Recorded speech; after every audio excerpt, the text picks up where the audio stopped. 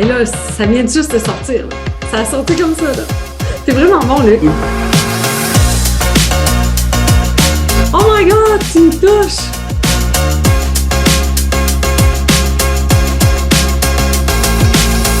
T'es vraiment bon menteur, j'aime pas ça. Je suis plus importante que le saumon.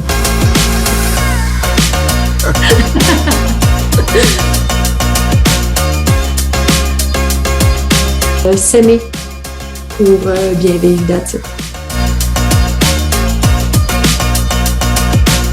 My God! Luc, est-ce que tu fais des consultations? J'aimerais prendre un rendez-vous avec toi.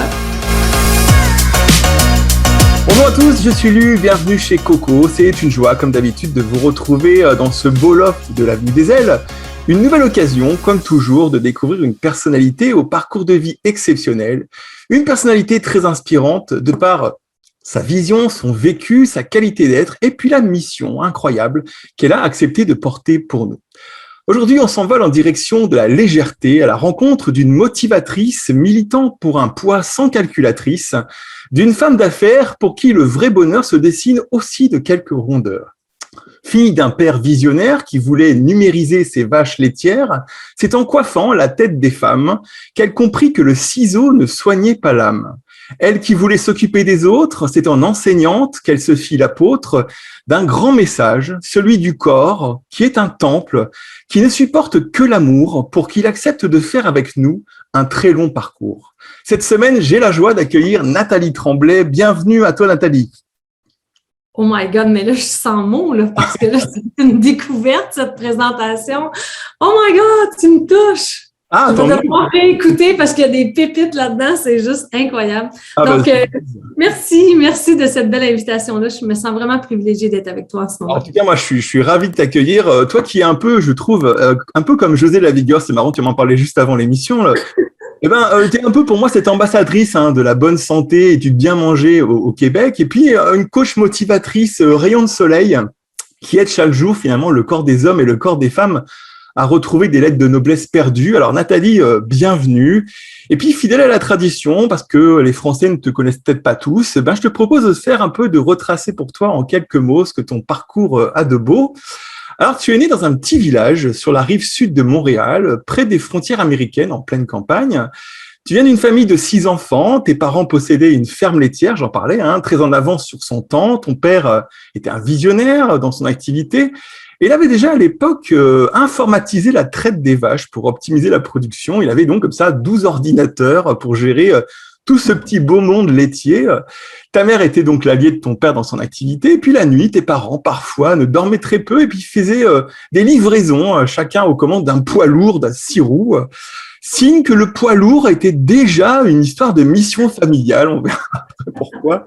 Tes parents, dans ton enfance, ils t'ont appris à travailler beaucoup et puis pas simplement pour prospérer, mais aussi pour donner et puis pour faire la différence.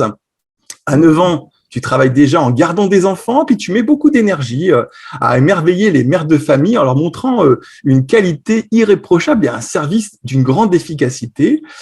Alors, tu habites un petit village près d'un relais motoneige et puis au lieu de un lieu fréquenté, très à la mode, et puis ce week-end, aidé de ta mère qui confectionne des sandwichs, tu vas, tel le petit chaperon rouge. Alors, t'es habillé en rouge aujourd'hui, je savais pas, c'est vraiment génial.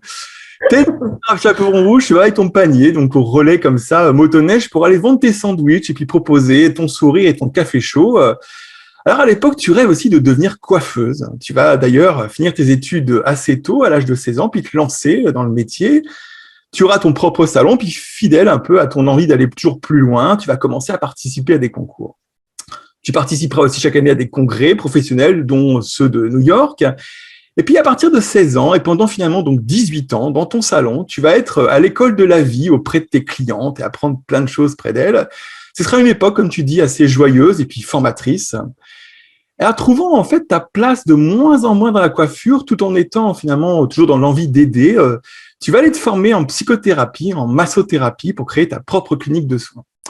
Ce bonheur de vie a sa part d'ombre depuis l'âge de 12 ans, parce qu'en effet, suite à une pesée au collège durant un cours de sport, les mots mystérieux de ton professeur sur ton kilo et demi en trop vont résonner trop violemment et puis te hanter toutes ces années. Alors, tu vivras pendant 28 ans des phases d'anorexie, de boulimie, de la dépression, de la compulsion, de l'obsession, et puis la galère, hein, des régimes restrictifs. Et puis un jour, tu rencontres une dame qui pratique l'Ayurveda et puis qui a une forme et une silhouette incroyablement mince. Et puis, voilà, ton poids idéal incarné devant toi. Et là, changement radical. À 40 ans, tu vas partir en Inde pour te former à l'Ayurveda. Et là, Nathalie, qu'est-ce qui se passe à partir de ce moment-là dans ta vie? En fait, quand j'ai rencontré cette dame-là, c'est que j'avais vraiment tout essayé, là. J'avais vraiment tout essayé, les formules amaigrissantes, les psychothérapeutes, les psychologues, les psychiatres, les nutritionnistes. J'avais dépensé une fortune, mais j'avais dépensé aussi un temps fou à vraiment trouver quelque chose ici. Puis comme ça m'a permis simplement de tourner en rond puis de m'enfoncer encore plus dans cet enfer-là. Quand j'ai rencontré la dame qui était mince, tu sais, par après, là, j'ai analysé ça, c'était une mince naturelle, là. J'ai fait ça tantôt, mais non, elle n'avait pas de forme, c'était plutôt comme ça, là. Puis, tu sais, dans le fond, c'est parce que quand on cherche, puis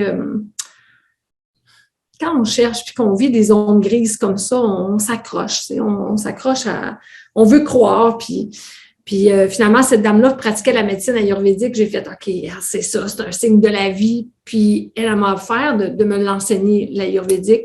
Puis j'ai fait, non, je vais aller directement en Inde. Je pense que pour mes 40 ans, je vais m'offrir ce voyage-là. Et j'ai été là-bas. J'étais avec des gens que je connaissais pas, hein. C'était une formation qu'on allait prendre de la médecine ayurvédique. Donc, on est partis des purs étrangers. On s'est rencontrés à l'aéroport et on est partis pour ce voyage-là ensemble. Et le fait... Donc, on avait des formations à chaque jour. On commençait à 6 heures le matin, etc. Puis, on habitait pendant une bonne période sur le bord du Gange. Donc, chaque matin, on faisait nos rituels et on donnait nos offrandes au Gange le matin, le soir. Beaucoup de méditation, beaucoup d'introspection, beaucoup de contemplation. Puis, le tour que je me suis fait jouer, c'est que j'ai découvert que je n'étais pas allée là pour aller chercher. Et je t'en parle, puis ça me ramène là. Voyons. Je suis désolée. Ah, c'est bien, au contraire. C'est bien. C'est parce que ça me remet dedans, tu sais, parce que au début, j'étais vraiment déçue de ne pas être réceptive à la médecine ayurvédique. C'est incroyable, mais j'ai compris vite que c'était pas ça que j'avais été chercher, mais dans ma tête de lionne, c'était comme, non, c'est ça que je suis venue chercher, mais on me présentait autre chose, puis je refusais. Puis à partir du moment où je me suis comme un peu abandonnée dans ce que la vie... mettait sur ma route, puis que mon cœur s'est ouvert. J'ai compris que c'était pas pour la médecine ayurvédique que j'avais été là, mais c'était plutôt pour aller à ma rencontre, tu sais, puis découvrir que ce que j'avais besoin, c'était à l'intérieur de moi. Ce que j'avais besoin, c'était de l'amour. Tu sais, ce que j'avais besoin, j'allais dire pour atteindre ce que je souhaitais, mais dans le fond, c'était juste pour être. C'était pas pour atteindre rien. C'était juste pas me faire dire, mais comprendre que j'étais OK, que j'avais pas de course à faire, que j'avais pas de privation de contrôle, juste à être. Mais tu sais, c'était un décalage avec où j'étais. Je fais ça comme ça, mais c'est pas en haut, en bas. C'était comme juste un gros décalage avec où est-ce que j'étais. Puis, heureusement, quand même, le déclic s'est fait là, dans le premier tiers du voyage. Donc, après, j'ai vraiment pu être à l'écoute. Puis, être à l'écoute aussi de ce que le sage indien avait à me partager parce que lui, il avait des super pouvoirs puis qu'on prenait tellement... Tu sais, quand on dit souvent, hein, quand on est assis dans les estrades, on voit tellement mieux. Quand on a le nez collé sur l'arbre, on ne voit pas la forêt. Puis lui, dans ses mots, dans son approche, dans sa présence... La première chose qui m'a fait comprendre, c'est que je devais premièrement m'éloigner des régimes. Tu sais, c'est pas que je devais être plus assidue au régime. Je devais carrément m'en éloigner. Et quand ça fait 28 ans que c'est comme taboué, puis tu penses que si tu arrêtes ça, tu vas t'enfoncer encore plus profond. C'est très épeurant, mais aujourd'hui, je suis contente d'avoir fait confiance à ce beau monsieur indien qui m'a tracé la route, en fait. Oui, il t'a ouvert le cœur, en fait, hein, en même temps. Oui. Ouais, alors, à partir de ce moment-là, tu reviens finalement transformé plutôt que modifié, en fait, transformé. Puis, alors après, tu te lances quand même dans le coaching, parce que finalement, tu fais un parcours qui était au début celui d'écouter des clientes dans un salon de coiffure pour aller finalement à la fin vers du coaching. Alors, pourquoi le coaching, en fait? En fait, c'est que quand moi, je suis revenue au Québec, je me dis, tu sais, moi, je connaissais par cœur toutes les méthodes amaigrissantes qu'il y avait ici au Québec. Puis je me suis dit, là, j'ai compris en Inde que toutes les ressources sont à l'intérieur de moi. C'est de l'amour que je dois me donner, c'est d'enlever cette pression-là. Mais le mode d'emploi, c'est quoi? Je ne peux pas rester toute seule dans ma maison avec mes démons. Il faut que j'aille chercher de l'aide. Mais j'ai fait le tour de psychologue, psychothérapeute, psychiatre, nutritionniste. Je fais quoi? Et quand je suis revenue, j'étais abonnée à ce moment-là, je recevais comme un genre de petit pamphlet pour les formations qu'il y avait en programmation neurolinguistique au CQPNL, au Centre québécois de la programmation neurolinguistique à Montréal. Ça faisait déjà des mois, peut-être même plus qu'une année ou deux, je ne sais pas, que je recevais ça. Puis c'est comme un petit carton plastifié, puis à côté du téléphone. Puis quand je suis revenue, le petit carton, mon mari l'avait reçu pendant que avait reçu la programmation de l'été. Moi, je suis revenue au mois d'avril. Puis, ce carton-là était à côté du téléphone. Fait que là, j'ai pris ça parce que j'avais fait une demande que je voulais recevoir ça, mais je ne connaissais pas la PNL. Mais ça faisait c'est ça, quelques temps que je recevais à tous les changements de programmation, les changements de saison. Puis là, quand je suis revenue, j'ai regardé ça. Puis, je ne comprenais pas grand-chose du langage de la PNL, mais j'ai comme senti qu'il y avait il y a quelque chose. Fait que j'ai pris le téléphone, j'ai téléphoné, c'était Émilie qui prenait les appels. Puis, je dis, écoute, je pense que je suis prête pour aller suivre. Je vais prendre la façon que ça fonctionne, la formation, c'est comme une base, c'est comme 2 week-ends de 2 jours. Et après, tu t'engages pour un parcours, soit du praticien, le maître praticien, puis après ça, le coach. C'est un programme qui s'étale sur 3 années. Mais vu que je revenais de l'Inde, j'avais un petit peu de sagesse à l'intérieur de moi. Je ne faisais plus les choses d'un coup sur un coup de tête.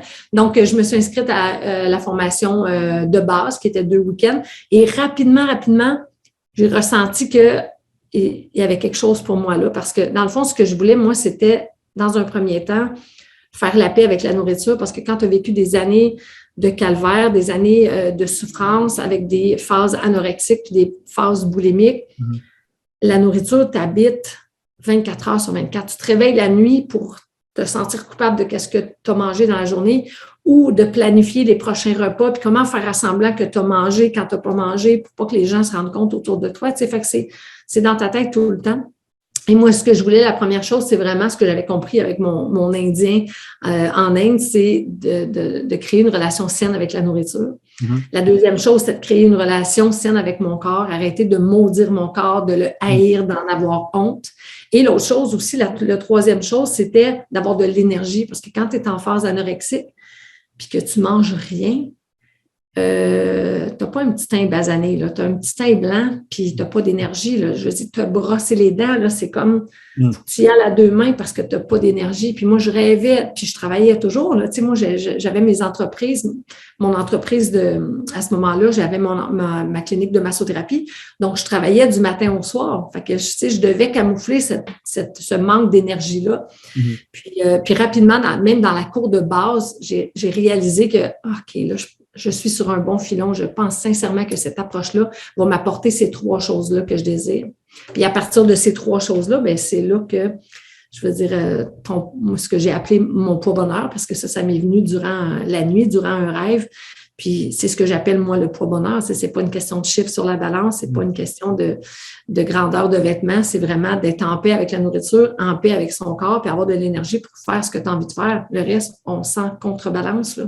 Si les formes sont comme ça, si les formes sont comme ça, ou, c'est l'ergonomie, c'est ton héritage de famille qui fait que tu es fait en V, tu es fait en A ou tu es fait en comme tu le veux. En même temps, justement, tu me fais une bonne transition parce que justement, effectivement, cette nuit-là, tu entends cette formule un peu magique là, du poids bonheur.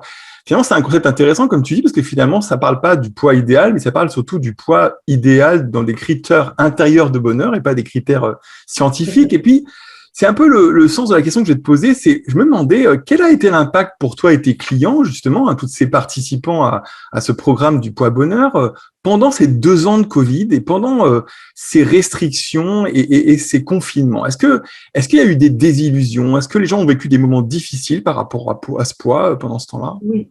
Absolument. Tu sais, puis il y a eu plusieurs phases aussi dans la pandémie. Hein. Au début, c'était vraiment l'insécurité. C'était on s'en va où? Puis vers la fin, dans la 2e année, où est-ce qu'on pensait s'en sortir, mais que finalement, par moment, on reculait. En tout cas, ici au Québec, là, dans les règles sanitaires, ça a créé encore là, tu sais, beaucoup de déception parce qu'au moment où est-ce que tu penses que tu vas t'en sortir et que tu vas pouvoir reprendre tes activités, non, on te redit encore, non, c'est pas le moment. Tu sais. Fait qu'il y a eu différentes phases. Puis moi, ce que j'ai vu beaucoup dans mes clients, en fait, c'est puis je me rappelle dès le début, je l'ai vu dès le début sur mon fil d'actualité Facebook où est-ce que je voyais que les gens cuisinaient incroyablement parce que les gens d'abord avaient du temps. Mais ce qu'ils cuisinaient, c'était pas des belles salades colorées, c'était du pain, c'était des desserts. Ici, il y a un pudding chômeur. Je sais pas si tu connais notre dessert national du Québec. C'est une forme de gâteau blanc qui est cuit, mais dans le sirop d'érable. Donc, on dirait du gâteau blanc sec, là. C'est vraiment, c'est un dessert ici, là. C'est une tradition chez nous. Et c'est ça que je voyais énormément sur mon fil d'actualité. C'est comme des gens qui n'avaient jamais cuisiné, commençaient à cuisiner puis cuisinaient cette nourriture-là. Puis rapidement, j'ai compris ce qui se passait, en fait. Parce que moi, j'étais à l'étranger, donc j'ai été rapatriée ici. Et c'est que les gens avaient besoin de réconfort. Les gens avaient besoin aussi de récompense parce que on est humain quand on travaille fort pour maintenir la stabilité. Tu as des enfants, tu as des employés, tu as des collaborateurs, tu essaies de maintenir le niveau d'énergie, mais le niveau de confiance, le niveau de sécurité pour tout le monde. Alors, tu travailles énormément pour garder cette stabilité-là toi-même. Tu as besoin de récompense. Quand on met des efforts, c'est humain. On a besoin de récompense. Quand on est stressé, quand on a peur, on ne sait pas ce qui va arriver, on a besoin de réconfort. Et malheureusement ou heureusement, mais ces systèmes-là qui sont en place à l'intérieur de nous ont été mis en place dès notre jeune âge où est-ce que on a été réconforté tout petit avec la nourriture, on a été récompensé. Hein, je veux dire, tes 2-3 premiers pas que tu fais, debout, souvent, on va te récompenser avec un petit biscuit parce que tu as commencé à marcher. La première fois que tu t'assois sur la toilette, on t'enlève ta couche, tu as 2 ans, on t'assoit sur la toilette. Bravo, bravo, bravo! Viens manger un petit biscuit, tu sais. Alors, puis c'est pas pour mal faire, je veux dire, on communique notre amour avec de la nourriture, c'est tout à fait normal, c'est humain. C'est juste que, à un moment donné, si se récompenser avec la nourriture, se réconforter avec la nourriture, nous éloigne d'être bien avec soi, nous enfonce plutôt, parce que c'est pas le poids, tu sais, c'est juste de se sentir dépendant de la nourriture qui est pas le fun, de sentir que, moi ce qui me fait mal, c'est quand mes clients me disent, je n'ai tellement pas de volonté. Je fais, c'est pas de la volonté, c'est pas un manque de volonté, c'est soit le sucre appelle le sucre, donc il y a une arnaque derrière l'industrie du sucre. Donc, c'est soit que tu es pris là-dedans, c'est pas toi qui n'as pas de volonté. Je veux dire, tu as créé ta famille, tu as bâti ta maison, tu as payé ta maison, tu as étudié. La volonté, tu en as tout plein à l'intérieur de toi. C'est faux de croire que parce que tu succombes à une rangée complète de biscuits, que tu n'as pas de volonté. C'est complètement des mensonges, mais c'est l'arnaque derrière l'industrie du sucre qui nous fait croire ça, d'abord. Fait que ça, c'est le premier volet. Puis le deuxième volet, c'est qu'on est inconscient qu'on a ces systèmes-là de récompense à l'intérieur de soi qui font que la vie étant ce qu'elle est, c'est normal d'avoir des défis, d'avoir des enjeux. Je veux dire, la vie, c'est tout sauf un long fleuve tranquille. Mais il faut prendre conscience que c'est pas ton manque de volonté qui fait que tu tombes dans les biscuits ce soir. C'est que soit tu as de la peine, c'est soit que tu es inquiète, tu t'ennuies. Qu'est-ce qui se passe? Parce que sinon, c'est correct de manger des biscuits. On en mange un, on en mange 2. On a fait danser nos papilles gustatives. La vie est belle, on passe un autre appel. Mais visiblement, si je parlais avec quelqu'un ce week-end, puis il me dit, Nathalie, quand j'ouvre une boîte de biscuits, là, un sachet de biscuits, je le mange au complet. Je mange au complet. Et puis là, j'étais comme, c'est vraiment, le sucre est vraiment une drogue. Tu sais. C'est clair. Est-ce que tu peux me dire si la communauté, parce que tu as quand même une communauté assez importante, là, Mon Poids Bonheur, est-ce que cette communauté, elle a souffert du Covid, dans ses restrictions? Est-ce que tu as eu l'impression que les gens ont été un peu quand même mis en difficulté par rapport à l'idée même du poids bonheur? Est-ce que c'était difficile pour eux? Oui, absolument. Il y en a plusieurs. C'est pour ça que ce que je voyais sur les réseaux, c'était mes participantes qui commençaient à cuisiner du pain. Puis moi, je disais, c'est correct, c'est tout à fait normal. Réconforte-toi en ce moment. Il y a un état d'urgence. Mais en même temps, écoute ta faim et ta satiété. Continue. Balance pas tout. On dit des fois, jette pas le bébé avec l'eau du bain, là, quelque chose comme ça. Il y a un livre, je pense, qui a été écrit. Tu sais, reviens. Moi, je dis à mes clientes, reviens à tes fondamentaux. C'est quoi tes fondamentaux? Boire ton litre et demi, 2 litres par jour, parfait. C'est bon parce que dès que tu ne bois pas, tu es déshydraté. Quand tu es déshydraté, tu es fatigué. Quand tu es fatigué, tu as le goût de manger. Fait que va pas là. Maintiens tes fondamentaux. Boire ton eau, parfait. Quoi d'autre? Aller marcher 15 minutes, parfait. Écouter ta satiété, parfait. Manger le plus coloré possible. Hein? avec des légumes colorés, tout ça, parfait. That's it. Le reste, mange des pizzas quand ça te tente. Écoute ta faim et ta satiété. Fais-toi des pâtes, fais-toi des mets plus gourmands que tu ne manges pas normalement, mettons. C'est correct, mais écoute ta faim et ta satiété, puis reviens à tes fondamentaux. Et c'est comme ça que les femmes, au mieux, ont été capables de passer, au lieu, peut-être certaines ont pris 5 kilos, peut-être certaines ont pris 10 livres pendant le 2 ans de pandémie, mais n'ont pas perdu le repère. Et c'est ça qui est le plus important. Oui, c'est important. Et c'est important pour moi, Luc, de dire aussi que dans l'approche Mon Poids Bonheur, c'est ça, il n'y a pas de calcul, il n'y a pas de restriction, il y a des stratégies alimentaires, bien évidemment. On équilibre l'assiette, en fait, avec 50 de légumes, 25 de protéines, 25 de féculents, les pains, pâtes, patates. Là, il y a une façon d'équilibrer l'assiette pour empêcher, en fait, le taux de sucre qui va monter inutilement dans le sang, qui, lui, va faire stocker. C'est juste ça qu'il faut déjouer. Mais on a la belle théorie du 80-20. Fait que 80 du temps, t'honores ton temps en écoutant ta faim, ta satiété, l'équilibre de l'assiette avec des collations, etc. Mais il y a un 20 c'est-à-dire 2 repas par semaine, où est-ce que si tu as envie de prendre du pain sur la table, tu as envie de boire un verre de vin, même 2 verres de vin, il n'y en a pas de problème.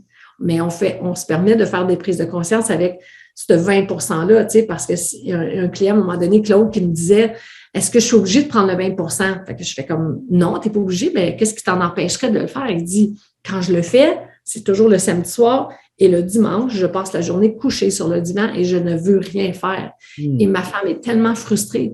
Je fais comme: OK, je la comprends. Il dit: c'est la seule journée qu'on a ensemble puis je ne veux rien faire.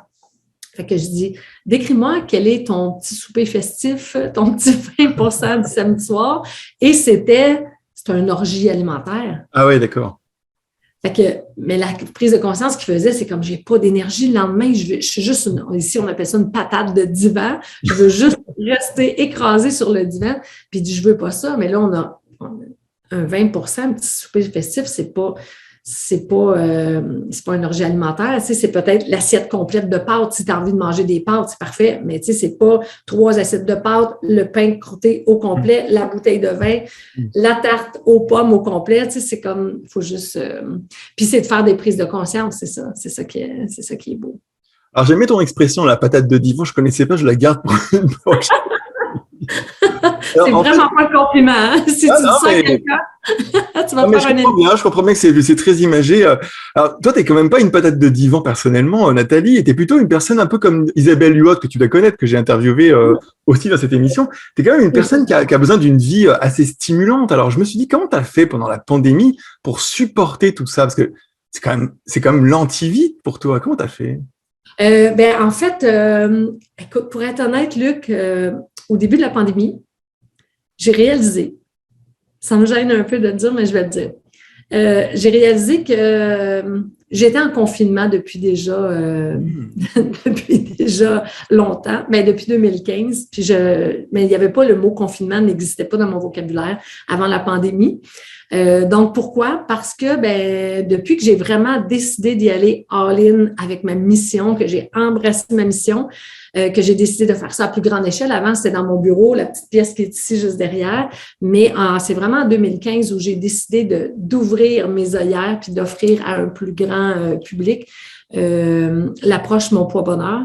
J'ai passé vraiment beaucoup, beaucoup de temps dans mon bureau à créer des formations, à accompagner mes participantes, à créer des défis aussi, défis détox sans sucre, pour faire réaliser aux gens justement que c'est pas eux qui manquent de volonté, mais c'est vraiment une arnaque derrière l'industrie du sucre qui fait que quand on s'en éloigne, on reprend tellement notre pouvoir, que j'ai réalisé dès les premiers mois de la pandémie que, oh my God, j'étais confinée depuis 2015, dans le fond, depuis la première édition du défi.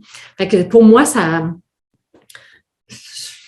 n'a pas changé grand-chose, sinon que ça m'a fait faire des prises de conscience. Fait que moi, je suis habituée de faire mon activité en solo. J'ai mon petit gym ici. Ça me demande pas d'effort. C'est pas vrai, mais j'ai pas besoin d'aller au gym pour être motivée ou d'avoir quelqu'un qui court avec moi parce qu'on avait même pas le droit, là, au début, de rencontrer des gens. On marchait à chaque côté du trottoir. C'est comme ça n'avait pas d'allure. Fait que pour moi, ça n'a pas été...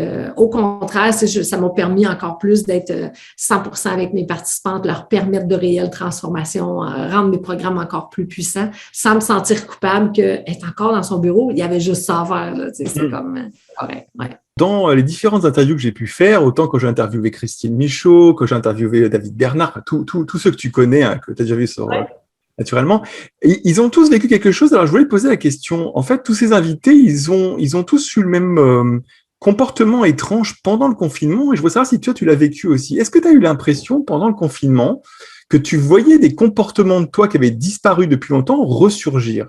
Je me suis posé cette question par rapport aux obsessions qui étaient les tiennes de régime et de poids. Est-ce que pendant le confinement, tu as vu ressortir des inquiétudes de ce type ou pas du tout? Ce qui était la chose là, qui était différente pour moi, je pense, c'était de me sentir moins coupable d'être beaucoup dans mon bureau. Ah oui, mais je comprends. De me sentir moins coupable de ne pas aller dans des événements. Je ne suis pas celle qui va beaucoup, qui allait. Je vais parler au passé parce que j'aimerais ça, là, y aller plus, je pense. Mais je n'étais pas de celle qui allait vraiment beaucoup aux réunions, aux rassemblements de groupes. J'étais vraiment plus isolée. Puis des fois, je me sentais un peu coupable de ça. Donc là, j'étais comme normale. Là, tout le monde en était confiné, c'était correct. Mais je te dirais que par rapport à ça, par exemple, je me suis dit, la prise de conscience que j'ai faite, c'est que ce serait bien de justement moins m'isoler puis de m'ouvrir puis de participer à des événements, comme on a fait justement là, en fin de semaine, puis j'ai trouvé ça très, très agréable. C'est demandant de rencontrer beaucoup, beaucoup de gens quand tu es habitué d'être en solo, dans le bureau ou de faire des Zooms, tu sais, mais tout est comme un peu calculé, alors que quand tu es dans la foire au lion avec 2000 personnes, mais c'est très intéressant, puis en même temps, c'est ça qui nous fait évoluer, je pense. Alors, la foire au lion, je garde cette idée de la foire au lion parce que justement, on a un petit rite dans cette émission, un petit rite qu'on a emprunté à Thierry Ardisson, un peu la foire au lion, tu vas voir justement. Un petit rite où j'aimerais te proposer en fait de découvrir des facettes de ta personnalité que tu connais sûrement, mais que d'autres gens ne connaissent pas. C'est une petite interview que j'appelle Upside Down. Tu vas voir une interview atypique, ludique, avec des petites questions malicieuses. Alors, la première question que j'aimerais te poser, que je pose à tous mes invités, c'est, à ton avis, quel est le défaut qui te sauve la vie?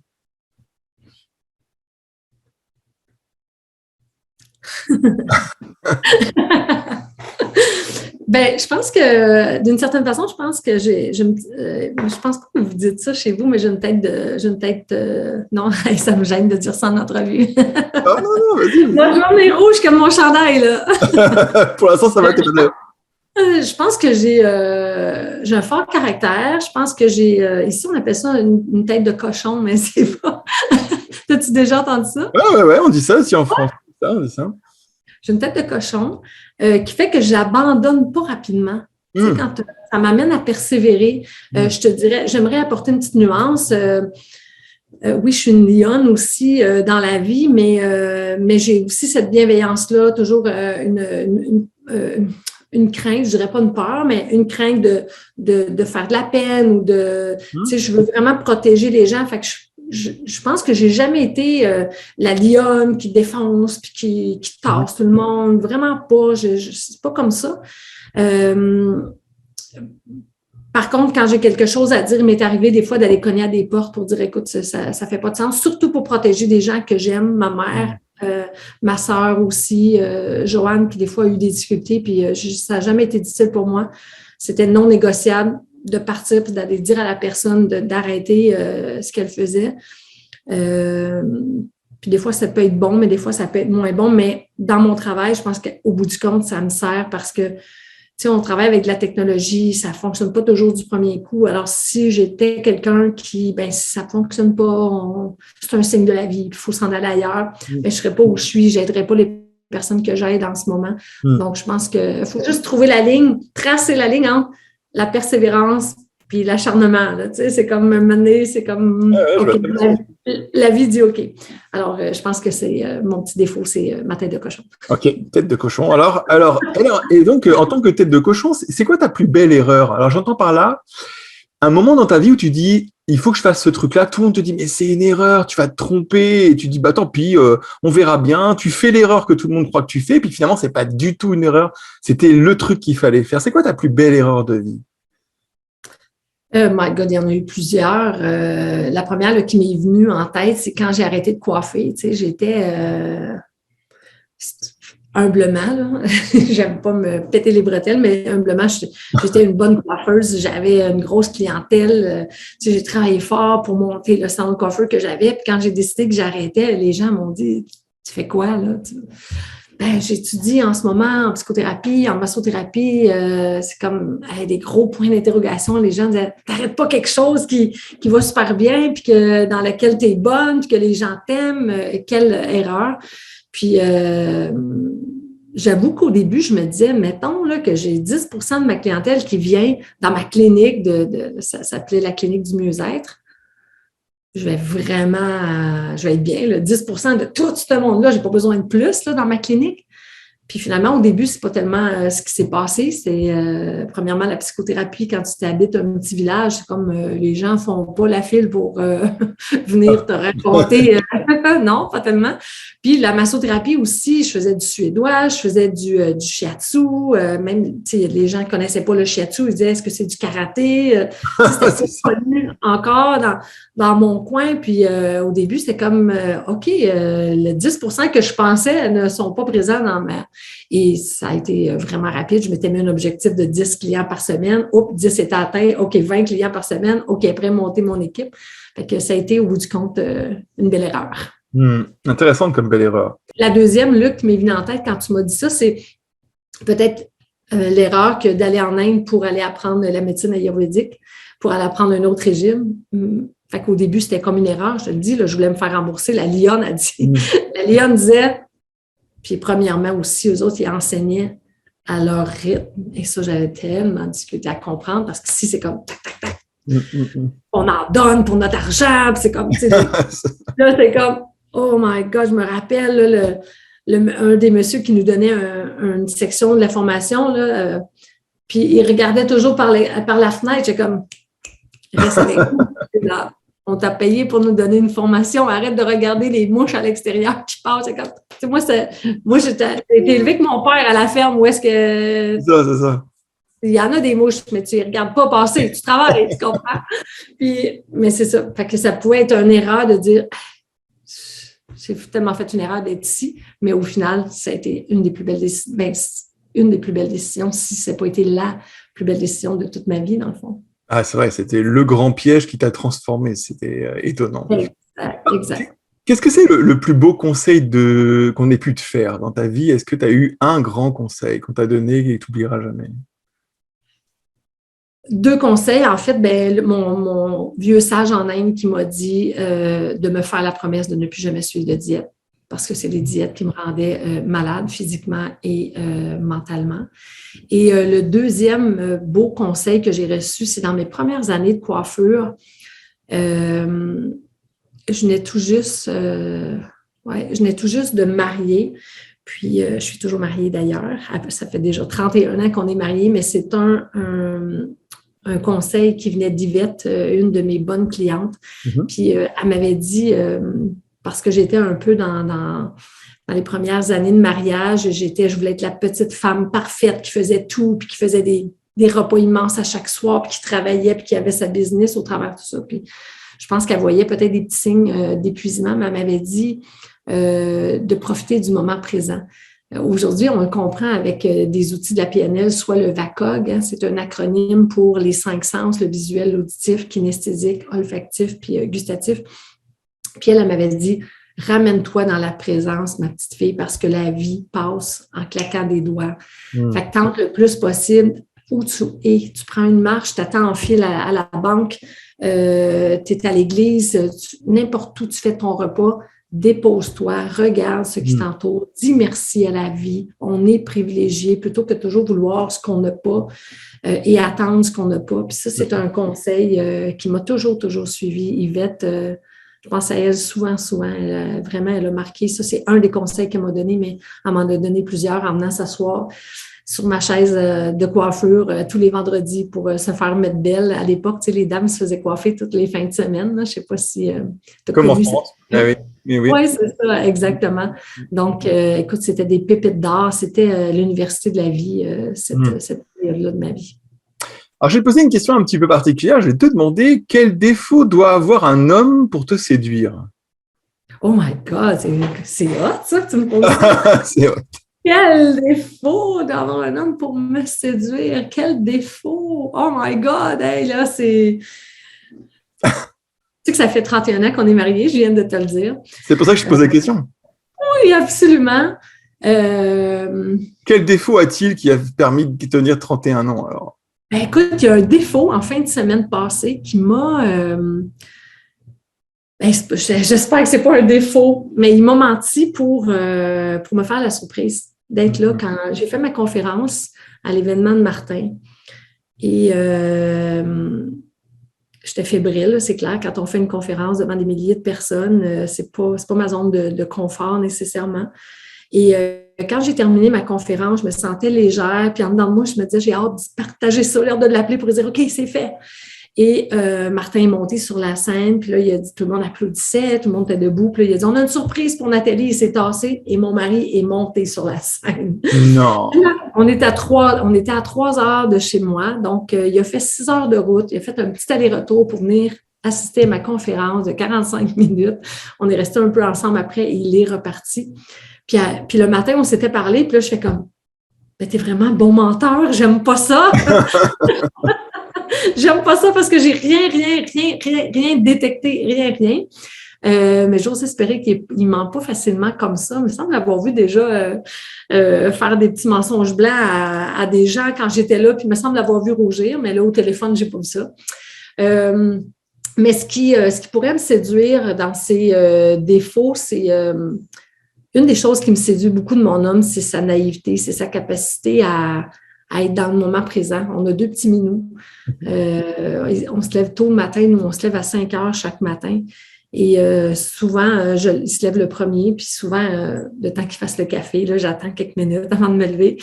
Et je l'entends souvent jouer avec il y a une capacité d'être là dans le moment présent. Il joue, il est à 4 pattes avec les minous à 5 heures le matin.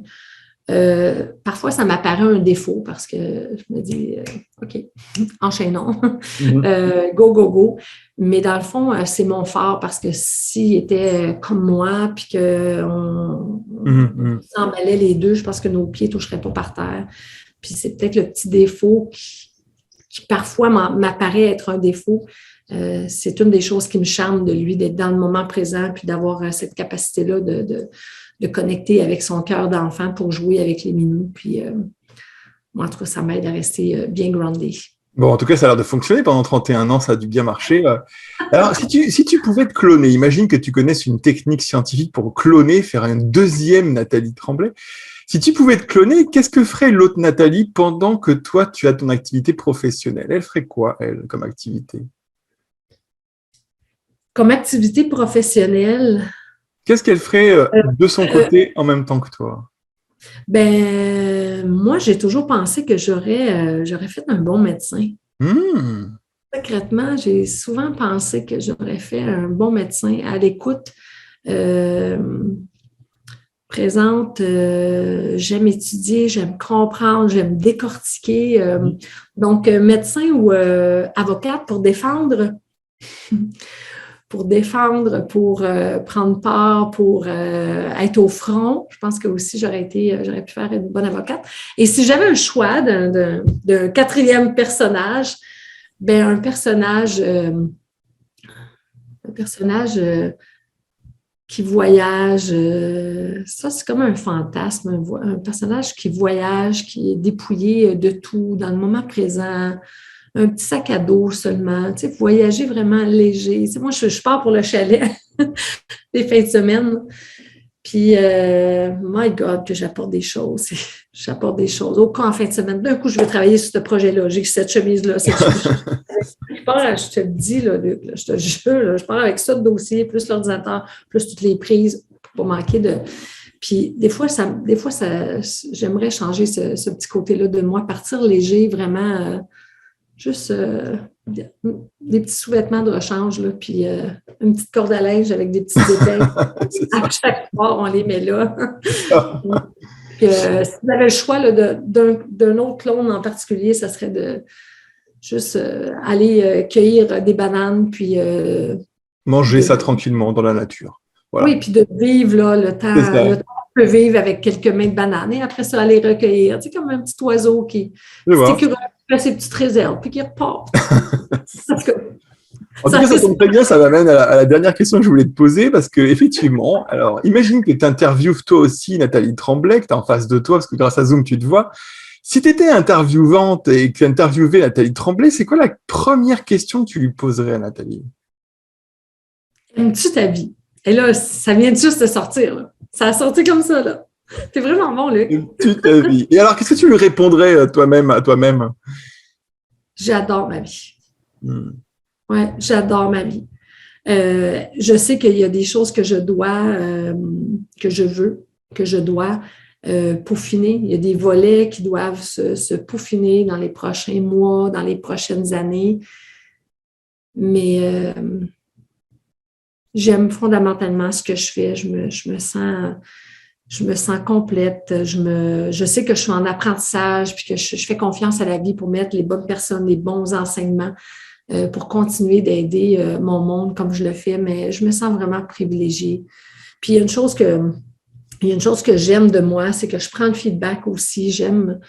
Comme j'aime apprendre, mais j'aime apprendre aussi de moi. J'aime que les personnes me challenge, j'aime que les personnes me posent des questions pour m'élever. Je suis loin d'être parvenue, je suis sur le plancher, puis c'est correct, j'accepte que je me cogne le nez parfois.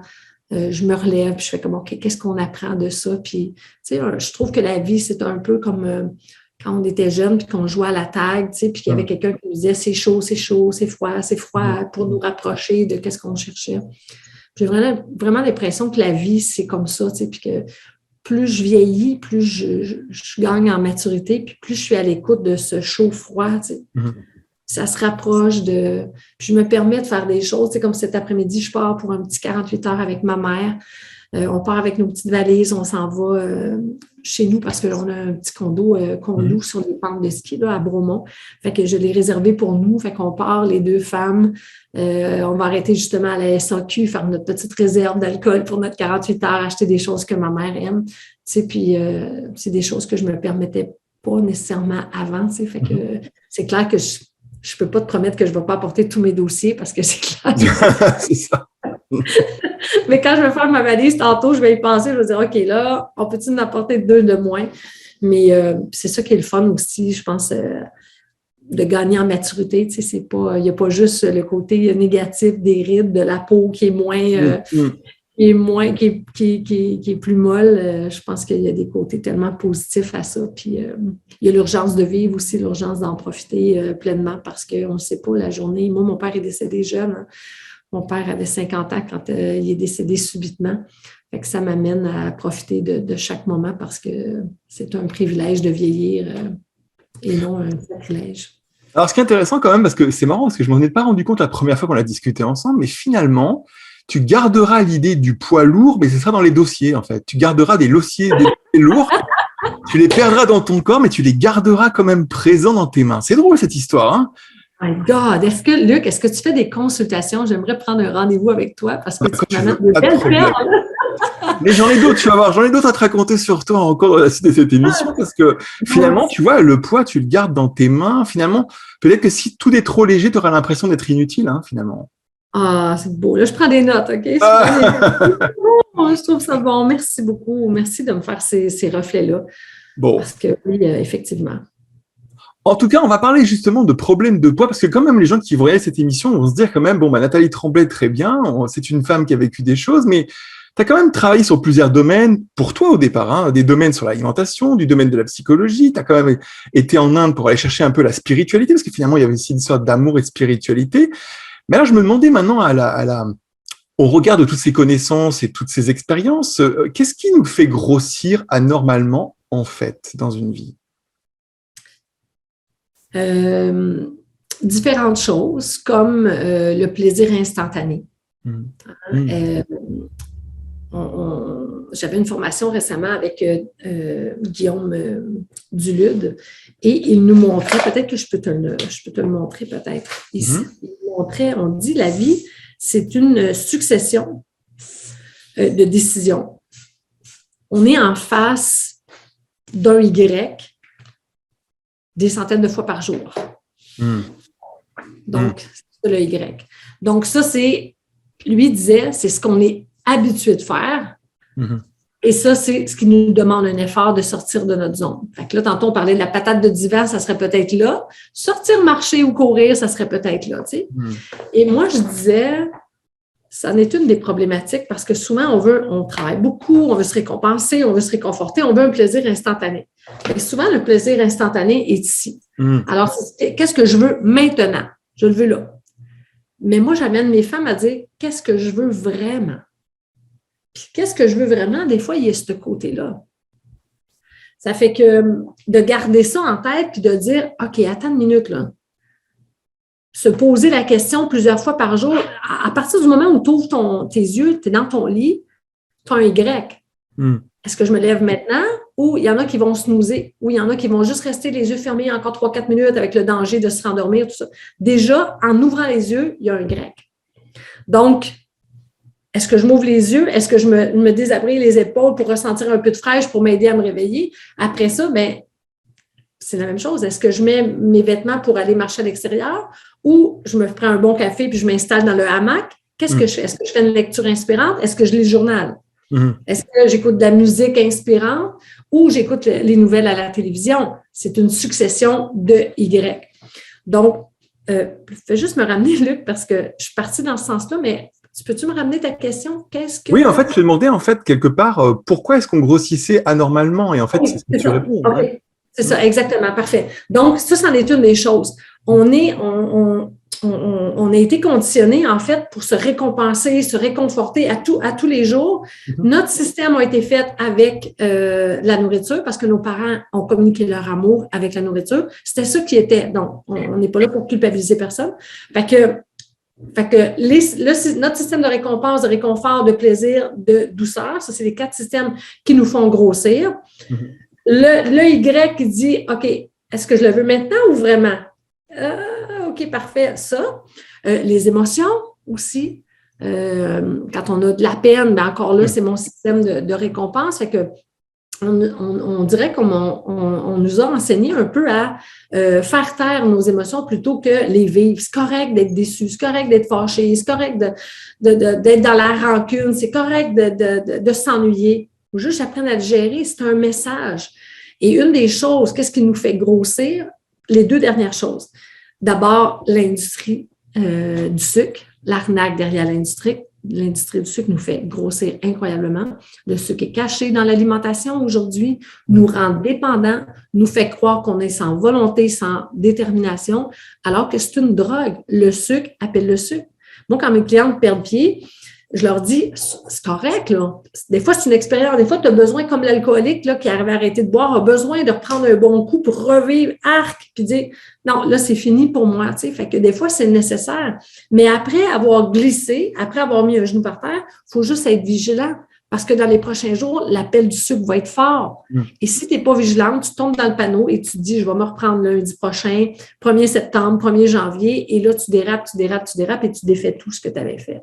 Fait que ça, c'est une chose qui est l'arnaque derrière l'industrie du sucre. Et la dernière chose, pour moi, qui fait grossir, c'est le manque d'amour.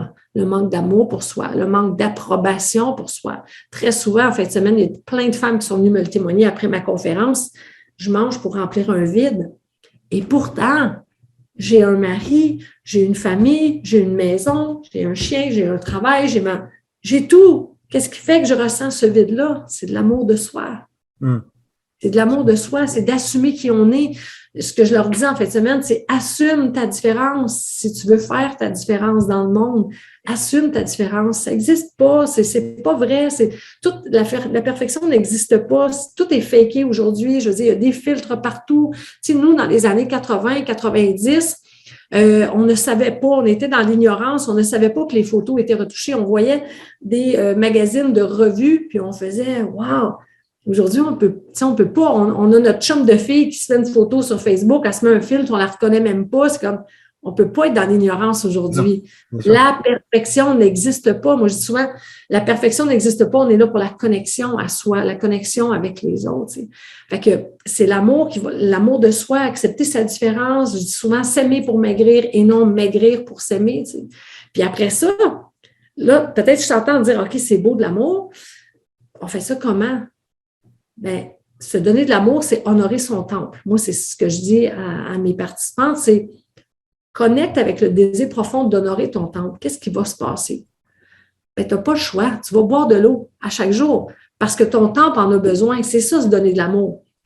C'est pas suivre un régime, suivre une diète, c'est de donner à ton corps ce qu'il a besoin. Ton corps a besoin de bouger. C'est pas juste ton petit chien qui a besoin de bouger, là. Ton corps à toi a besoin de bouger. Fait que si tu aimes ton corps, si tu as envie, si tu as le désir sincère de l'honorer, ton temple, tu vas sortir marcher à chaque jour. Mais puisque tu vas sortir marcher à chaque jour, tu vas prendre le temps de contempler un peu la nature qui s'éveille, les petits chants d'oiseaux. Quand tu reviens, tu es plus calme. Quand tu es plus calme, tu as moins de cortisol à côté au plafond qui augmente ton attirance pour les aliments riches en gras et en sucre. Donc, quand tu arrives pour faire ton repas du midi ou ton repas du soir, tu es plus sage, tu es plus calme, tu as le goût de créer un repas plus coloré. C'est un enchaînement qui t'élève, en fait. Fait que l'amour de soi, c'est tellement, mais tellement puissant. Moi, si on m'avait enseigné ça, parce que c'est dommage parce que c'est des notions de base qui devraient être enseignées à l'école primaire, tu sais, je veux dire, mais si on m'avait enseigné ça, mon calvaire n'aurait pas duré pendant 28 ans. Moi, j'étais dans, je vais maigrir, là, puis je vais être assez belle, là, que je vais m'aimer. Mais à chaque fois que j'ai maigri, premièrement, j'étais blanche comme ça, parce que c'était à force de me priver puis d'être dans une phase anorexique. Puis je ne m'aimais pas plus. Je ne m'aimais pas plus. J'avais honte pareil de moi. Je pensais, j'atteignais le chiffre sa balance, mais ce que je voyais dans le miroir, c'est tellement pas ça. J'avais un trouble d'image corporelle associé à ça. Bien sûr. Mais ce que j'ai compris en Inde, c'est aime-toi pour qui tu es. Tu es correct, tu es assez, tu n'es pas trop. C'est comme... Puis ça a fait... C'est drôle quand on fait ça. On ressent plus, c'est quoi notre faim? J'ai-tu faim ou pas faim? C'est-tu juste de la gourmandise ou, tu sais? C'est tellement le fun. Alors, je trouve ça intéressant parce qu'il y a aussi quand même quelque chose qu'on dit souvent peu et que... Alors moi, j'ai un peu un bagage de psychanalyste à l'intérieur de moi, ce qui fait que je peux pas en rester juste à des idées de c'est parce que je suis, etc. Parce que moi, je pense aussi il y a un bénéfice secondaire à la surcharge pondérale. Alors, je veux savoir si toi... Tu comprends l'idée du bénéfice secondaire, c'est-à-dire quelque chose qu'on ne peut pas comprendre, mais qui est utile dans le fait de grossir. Est-ce que, à force d'avoir fréquenté tous ces clients qui ont suivi ton programme, qu'est-ce que tu as vu comme bénéfice? Quel est le bénéfice secondaire d'avoir une surcharge pondérale? C'est quoi qui est utile, en fait? C'est différent pour chaque personne. Oui. C'est ça, c'est différent pour chaque personne. Moi, j'ai vu des femmes s'entourer, s'envelopper pour éviter de plaire, éviter de briser leur couple. Je me rappelle d'une dame, entre autres, qui avait un 40 livres, c'est quoi, peut-être un 18 kilos pour vous. Et elle est venue me consulter, justement, dans ce temps-là, c'était en présentiel. Elle a perdu rapidement le premier 20 livres, soit 7-8 kilos. Et après ça, c'était vraiment le plateau. Et à force de creuser au niveau des croyances, 20 ans auparavant, elle avait perdu ce 40 livres-là et avait trompé son mari. Elle avait 2 petits jeunes garçons. Et ça a brisé toute sa famille, sa belle famille. Elle était tellement fâchée contre elle. Elle est devenue la grosse méchante. Et elle a même perdu contact. Écoute, elle avait trompé son mari. Là. Elle a perdu contact avec ses 2 enfants, là, ses 2 petits garçons. Elle a tout perdu. Là. Je veux dire, c'est grave, là, c'est grave. On s'entend. En même temps, tout ça se fait à 2. Là. On ne danse pas le tango tout seul. Là. Si la dame est allée ailleurs aussi, il y avait quand même une problématique dans le couple, etc. Bien sûr. Sauf qu'elle a vécu, là, 20 ans plus tard, elle a renoué. Là, ses petits garçons, c'est des adultes, puis etc. Elle a une belle relation et elle a rencontré quelqu'un avec qui elle a une belle relation. Sauf qu'inconsciemment, elle ne repère pas le dernier 20 livres pour l'amener au poids qu'elle a vécu une grande tragédie. Fait que son gain de s'envelopper, c'est de ne pas plaire, de ne pas attirer les regards, de ne pas être tentée, de ne pas avoir assez confiance en elle pour... Tu comprends? Mais là, après, on dit, non, attends une minute, tu n'es pas dans la même situation. Tu es 20 ans plus tard, tu as grandi, tu as pris en maturité. En ce moment, tu es dans une relation qui t'épanouit, qui est remplie de complicité. Ce bonhomme-là, tu n'as pas envie d'aller ailleurs, tu as envie d'être là. Donc, fais-toi confiance. Et finalement, elle a atteint son poids bonheur. Donc, il y en a d'autres. Je me rappelle une autre cliente, c'était toutes ces chums de filles, ils sont toutes rondes, pour ne pas dire grosses. Elle a minci. Ils font du camping ensemble. Tous les hommes, les conjoints de ses chums de filles la regardent et ouais, ça crée un malaise. Il ne veut pas perdre ses chums de filles. On vient grosse. Comme ça, les petits maris, ils se restent tranquilles. Puis mes chums de filles, ils m'aiment parce que là, je les déstabilise pas. Là. Je suis comme eux autres. On est toutes grosses, on reste de même. Fait que pour chaque personne, ça peut, pour d'autres, ça peut être, moi j'ai vu des mères qui étaient le pilier de la famille. Fait que pour être solide, Crémon s'enveloppe, on a une grosse charpente, puis on prend notre place, puis on est comme la maman lionne qui protège. Fait que ça peut être différent pour chaque personne. Oui, c'est intéressant parce que finalement, quelque part, le corps, comme tu dis, c'est un temple. Donc, si le corps, en tant que temple, décide de gonfler et de s'enrober, il y a peut-être une raison aussi qu'il a peut-être pas envie de vivre les choses qui viennent de l'extérieur et qui l'abrutissent ou qui le secouent. Finalement, c'est aussi une protection, en fait. Totalement. C'est aussi une protection. Puis, moi, ce que je dis souvent, c'est ça, c'est l'amour, dans le fond. C'est l'amour, c'est de s'aimer soi-même assez. Parce que quand on s'aime assez, ben on s'accueille où est-ce qu'on est, on prend notre place, on va s'affirmer, on va pas accepter des choses qui sont non acceptables, on va dire non quand à l'intérieur ça dit non. Fait qu'on va être dans le respect de soi. Moi, je crois ça, le corps, il s'enveloppe pour nous livrer un beau message. Alors, suivre une diète, ça va changer quoi? Ça va changer rien. C'est pour ça qu'il y a un effet yo-yo. Aussi, moi, je dis souvent, le corps reflète ce qui se passe à l'intérieur de toi. Quand bien même que tu suivrais une diète, puis que tu pèserais ta nourriture, ou tu calculerais tes calories, ou tu couperais, comme le régime keto, par exemple, la diète cétogène, tu coupes tous les glucides, OK, tu vas fondre. Mais si tu n'as rien changé à l'intérieur de toi, ton corps va revenir, ton corps reflète ce qui se passe en dedans. Alors, la première chose, c'est vraiment d'aller changer les paramètres à l'intérieur, de mieux s'assumer, de prendre sa place, de dire non, justement, ça paraît anodin. Tu sais, comme tantôt, j'avais le petit Y là, de Guillaume Dulude. Tu sais, dire oui toujours, c'est le chemin connu. Hein? On dit oui, on veut se faire aimer, tata. Mais à un moment donné, il faut être capable de dire un non. Puis à partir du oui, c'est sortir de sa zone, c'est déstabiliser. Mais à partir du moment où on dit un petit non, on est fier de soi après. Fait qu'on a moins besoin de compenser dans la nourriture parce qu'on est en Moses d'avoir dit encore oui puis de ne pas se respecter, par exemple.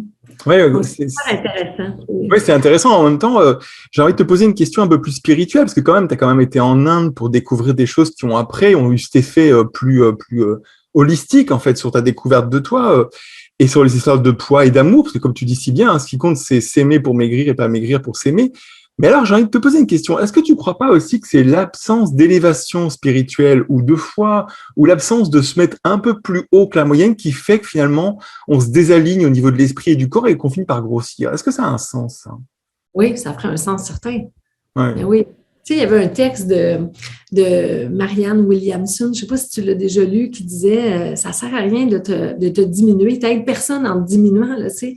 Puis ta peur, ce n'est pas ta peur de l'échec, c'est ta peur de rayonner. Tu sais, c'est ta peur de réussir, de grandir, d'être lumineux, d'être lumineuse.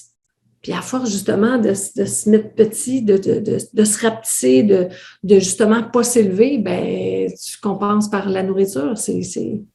Puis il y a tellement de choses. Moi, je me dis, on parle de spiritualité, il y a tellement de choses qui nous nourrissent. Tu sais, on prendre le temps de contempler puis regarder un beau coucher de soleil, ça nourrit ça aussi. Oui, il y a la nourriture, oui, il y a l'eau, qui c'est concret, c'est de la nourriture concrète, mais tu sais, prendre le temps d'admirer, de contempler, de s'offrir un beau moment. Hier soir, je prenais un bain, c'est rare, je me sentais un peu coincée dans le haut du dos. Mon week-end, la conférence du week-end m'a peut-être plus stressée que je le croyais. Puis hier, c'est comme, OK, quel moment, juste prendre un bain. Tu sais, c'est nourrissant, ça aussi. C'est toutes des petites choses comme ça qu'on peut peaufiner, en fait. Ça se dirait-tu, peaufiner sa vie pour qu'elle soit celle qu'on veut, ben on a moins besoin de compenser dans la nourriture.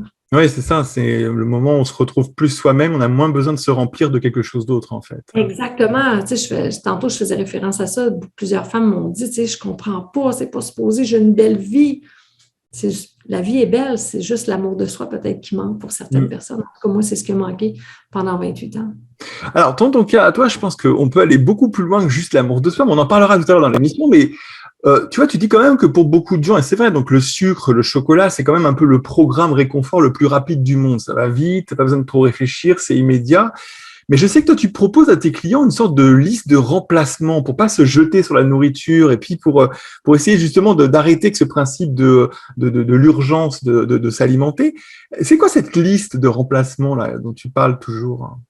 En fait, la première chose, c'est que, parce que, tu sais, dans l'approche Mon Pas Bonheur, on parle de l'alimentation, bien évidemment, on parle de l'activité physique, mais ce qui différencie l'approche de toutes les approches, c'est vraiment le volet psychologie.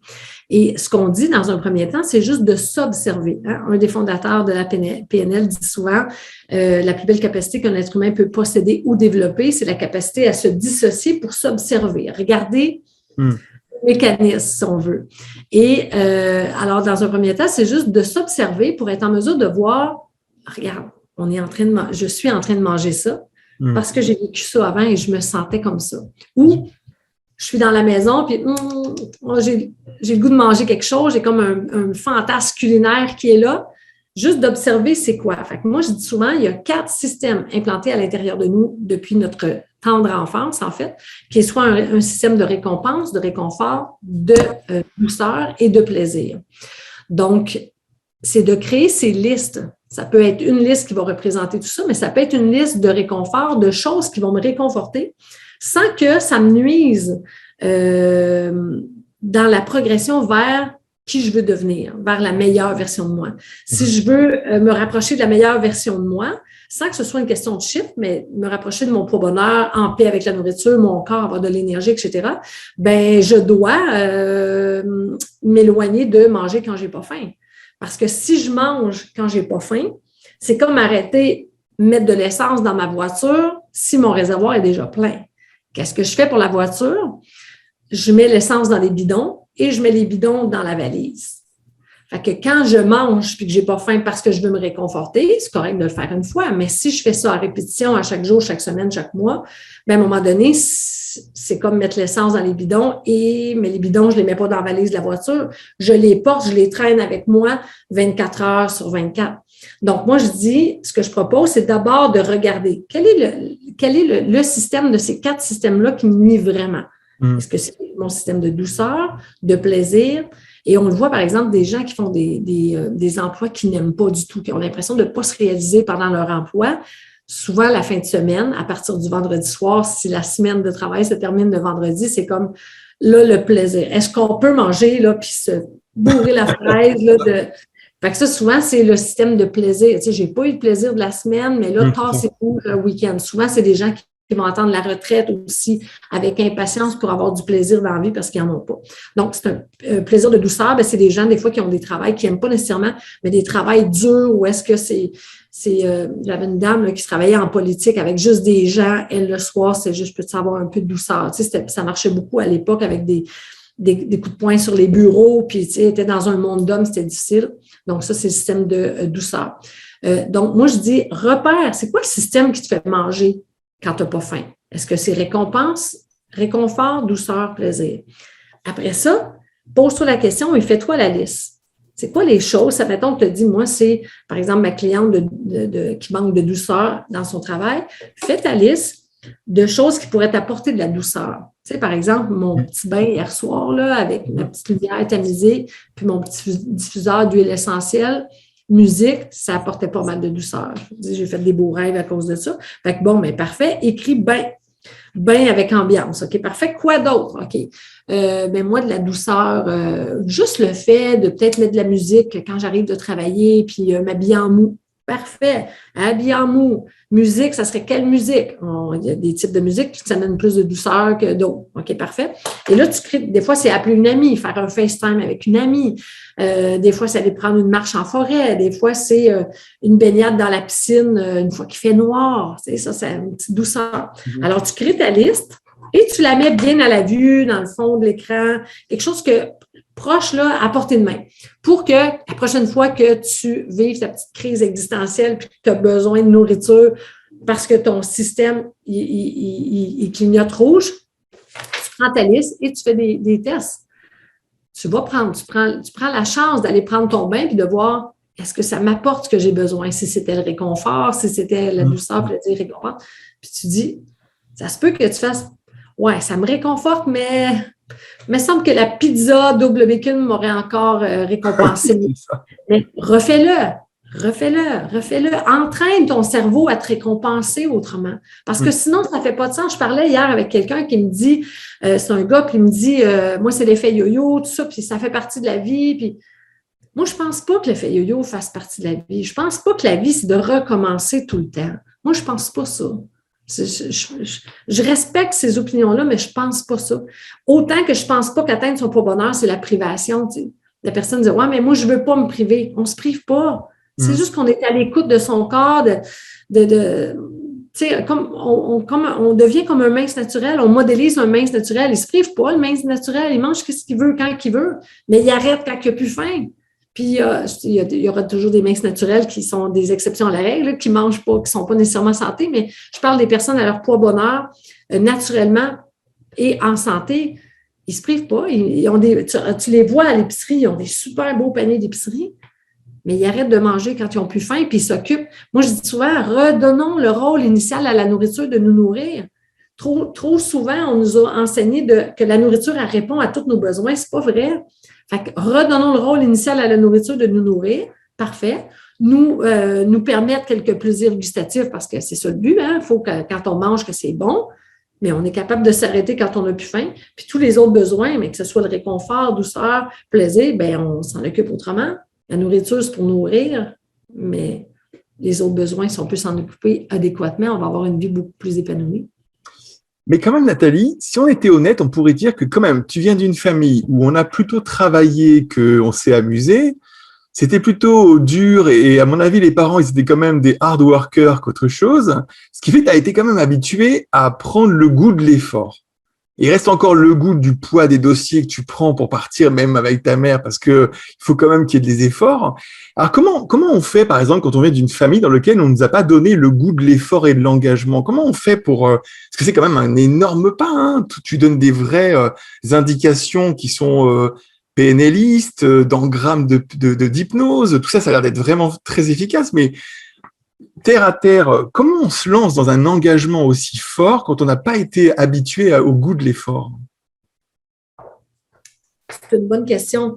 On vient au Y avec, comme tu dis, ici, ça demande des efforts. Ben, ça demande des efforts pour partir la roue. Comme, rappelle-toi, quand on était jeune puis on allait au parc, le tourniquet qu'il y avait là, on embarquait des amis sur le tourniquet, puis souvent, moi, c'était moi qui tournais autour pour donner l'élan, tu comprends? Puis, au début, c'était difficile, là, ça ne bouge pas, là, tu es comme couché, là, quasiment complètement pour essayer de mettre tout ton poids, puis à un moment donné, ça commence à tourner, puis là, c'est de plus en plus facile, puis à un moment donné, tes pieds lèvent de terre tellement que... Fait que, moi, c'est ce que je dis, au début, ça demande des efforts. Mais c'est des efforts, c'est comme une longueur d'avance. Des efforts, on fait pas tout en même temps. Puis, c'est des efforts, mais là, tu as pogné ton élan. Parfait. Là, tu ajoutes une autre chose aussi parce que dans l'approche Mon Poids Bonheur, on vient vraiment terre à terre avec des stratégies de base simples. Les femmes, ce qu'ils disent quand ils terminent le programme, ils disent, c'est mon mode de vie. C'est mon mode de vie pour la vie. Tu sais, c'est tellement que c'est pas un régime, mais je comprends que moi, je demande aux gens de bouger au moins 30 minutes par jour, 7 jours par semaine.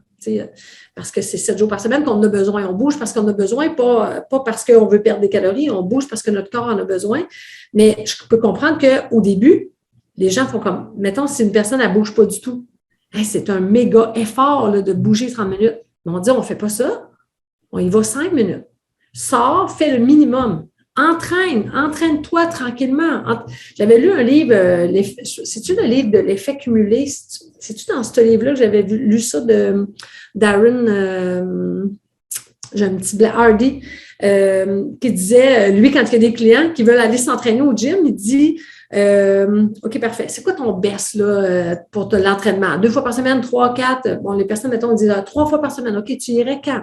Moi, j'irais lundi, mercredi, vendredi. OK, parfait. Mais à quelle heure? OK, là, je n'avais pas trop pensé. Mettons, le lundi matin, le mercredi midi, puis le vendredi matin. OK, parfait. Il est où le gym par rapport à ton travail, tout ça?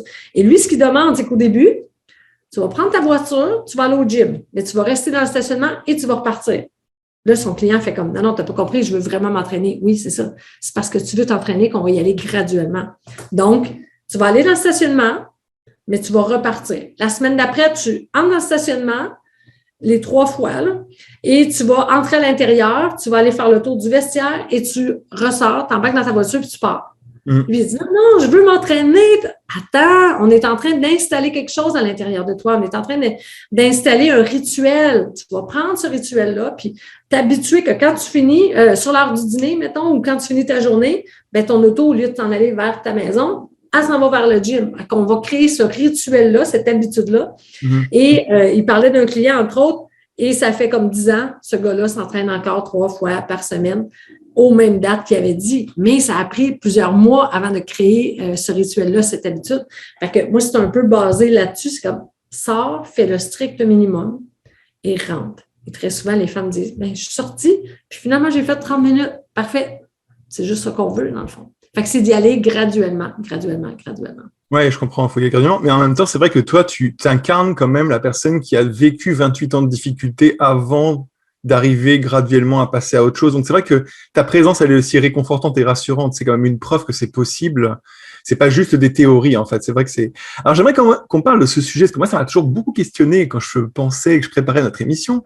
C'est quand même que à 12 ans, toi, ton professeur de sport, qui était quand même quelqu'un que t'aimais beaucoup, qui t'appelait Nat, tout le monde l'appelait pas Nat, donc il était quand même proche de toi. Puis un jour, il te dit ce truc bizarre.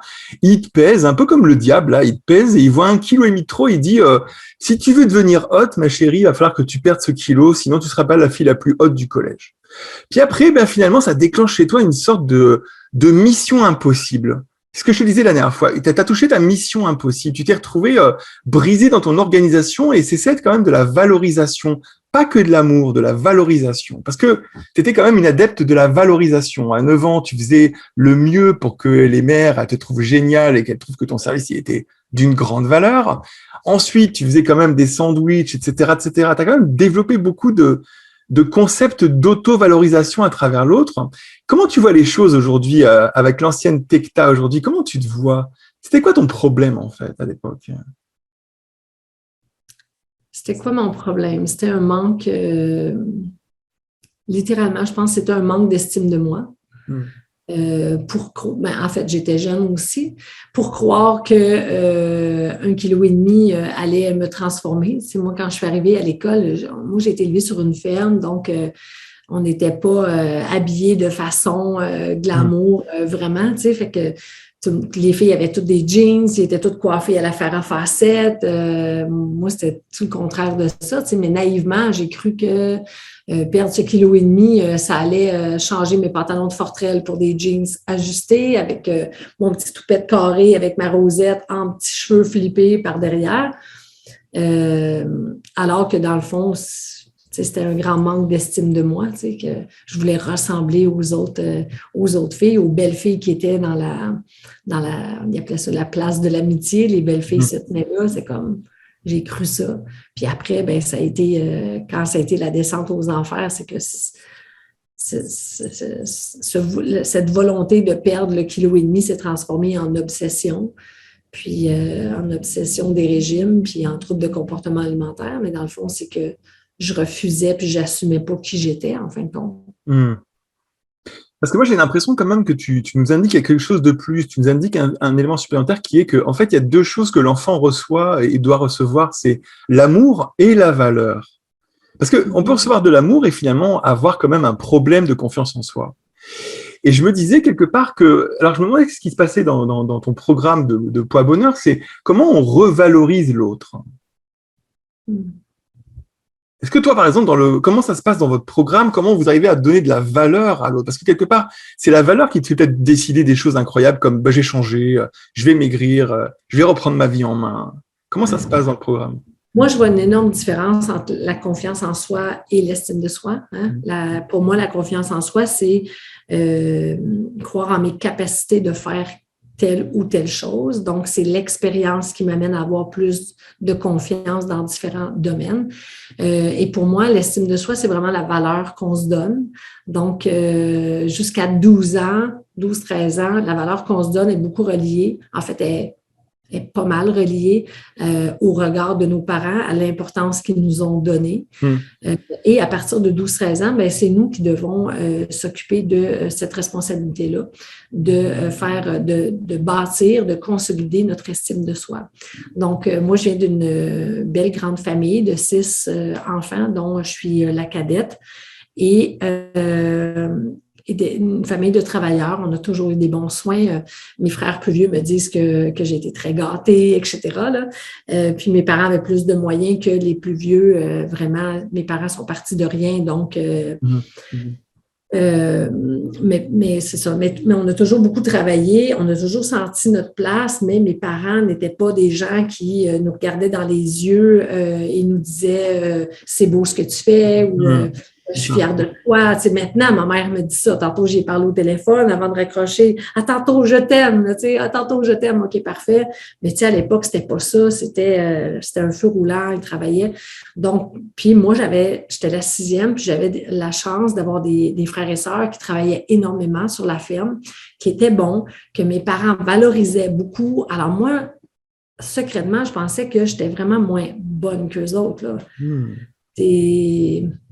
Parce que tout ce que je faisais, je n'étais pas vite comme eux autres, je travaillais pas bien comme eux autres. Quand je lavais le plancher chez moi, il n'était pas bien lavé. Là, ma mère, elle disait, sans le vouloir, elle disait, ben, Pierrette, quand tu laves le plancher, c'est vraiment beau puis propre. Là, puis, ben, quelque part, je ne sais même pas si c'est ça qu'elle disait, mais c'est ça que moi, je percevais. Fait que quand je suis arrivée au secondaire à 12 ans, ben, c'est clair que ça, mettons, j'ai 2 vases. Ben, le vase de l'estime de soi, il n'est pas rempli, là. Puis lui, quand le prof d'éducation physique, d'abord, comme je t'ai dit, jamais personne chez nous m'avait appelé Nat. Puis lui, il m'a dit, hey, Nat, si tu perds ce 3 livres-là, ce kilo et demi-là, tu vas devenir hot, là, vraiment. Puis moi, à 12 ans, je n'avais pas des mots, là, mais moi, je pensais que le mal-être qui était à l'intérieur de moi, par manque d'estime, ben, que ce 3 livres-là, ce kilo et demi-là, qui allait le combler. Les chiffres, sa balance vont faire ça, puis l'estime va faire ça. C'est pas concret comme ça, mais visiblement, si je militais vers, c'est parce que je croyais qu'il allait avoir un bonbon au bout. Mais au final, c'était pas ça, mais puis avec le recul, tu fais comme, ben voyons donc, ça.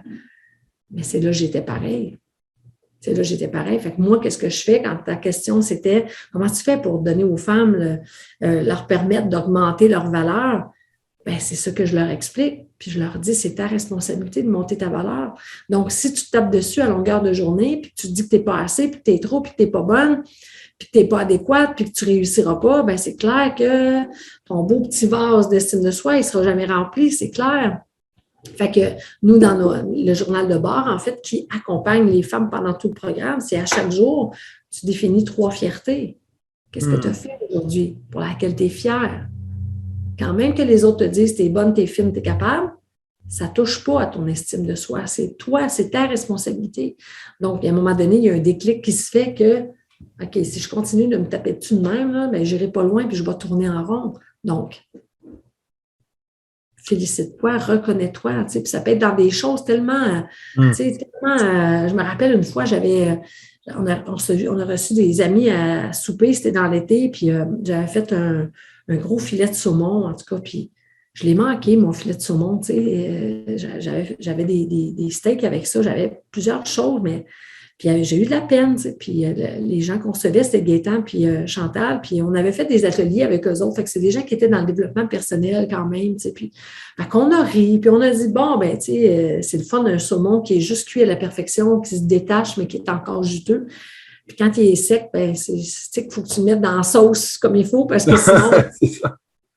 Mais à la fin, quand on s'est assis autour du feu, après, derrière la maison, on a fait un feu, puis là, on parlait de comment se reconnaître, puis j'ai dit, ben moi, je m'ai levé la main, puis j'ai dit, j'aimerais ça me reconnaître parce que avant, j'aurais vraiment eu de la peine, puis j'aurais gâché ma soirée pour le saumon raté. Puis en plus, c'est que je me rappelle, j'étais dans la maison, puis je voyais la boucane noire sortir de mon charcoal, mes invités qui étaient dehors, puis moi, je courais parce qu'à l'époque, je faisais tout. Quelqu'un qui venait manger à la maison ne touchait pas à rien parce que j'étais celle qui faisait tout. Puis je voyais la boucane passer, puis je me disais, Puis le saumon était calciné en dessous. Tu sais. Mais rendu au feu, j'ai dit, je voudrais me reconnaître parce que je n'ai pas gâché ma soirée pour le saumon. Je suis plus importante que le saumon. Le saumon, on va le mettre dans une petite soupe, on va le mettre dans une petite crème de légumes. Il va être super bon. Puis je ne me suis pas sentie jugée. Puis moi-même, je ne me suis pas jugée. Tu sais. Fait que c'est des choses, c'est cette évolution-là que je fais remarquer aux femmes. On parle souvent de chemin parcouru. Tu sais. Avant, tu te serais culpabilisé. Regarde, maintenant, tu es capable d'assumer. Tu es un être humain. La perfection n'existe pas. On est là pour la connexion. Parfait. Et ça, sans le savoir, ça bâtit notre estime de soi. Ça consolide notre estime de soi. Puis, ben, ça change le rapport à la nourriture, le rapport à son corps aussi. Ce que je voyais aussi, c'était quand même que quelque part, si je regarde bien, dans ton enfance, ton estime de toi, elle vient aussi de ton père, qui est quand même assez important dans le village.